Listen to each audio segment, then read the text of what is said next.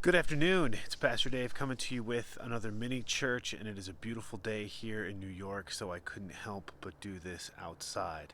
As we approach the holiest time in the church this week with Maundy Thursday, Good Friday, and Easter Sunday, I bid you many blessings. We are also walking through what might be the hardest time of this pandemic, so we also need a whole lot of God's grace and blessings in our lives at this time. I wanted to read for you a poem that came in from a pastor named Sarah R., and it's called Bread. I thought this might help us in this time, so maybe tonight you and your family might be able to make some bread and give some thought to these words. After he had washed their feet, Jesus returned to the table. Jesus returned to the table, that simple common space, moving from water to unseen grace, to bread that nourishes and sustains our place, to simple elements, no time to waste.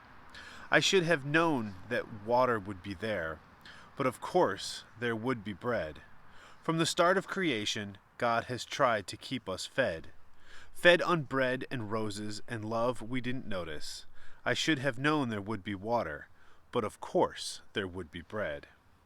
I should have known there would be space at the table for grace, spaceful nerves and questions and absent confessions, space for me and Elijah and Judas without question.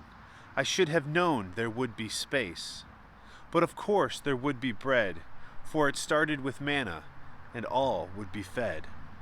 This is my body broken for you.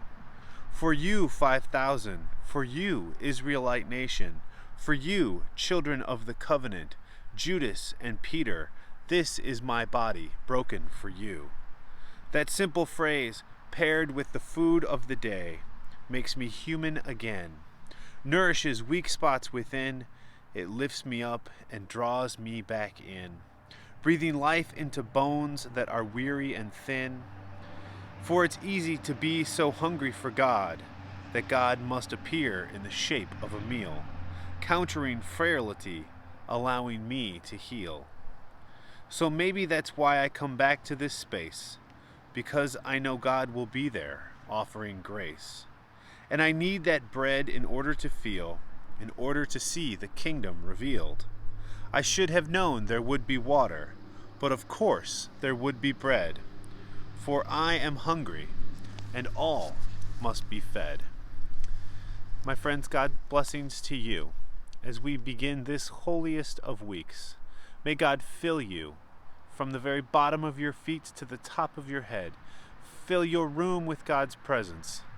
May you look small and notice the signs of God's abundant grace, surrounding you, wrapping God's arms around you, and filling your lungs with the holy presence of God the Divine.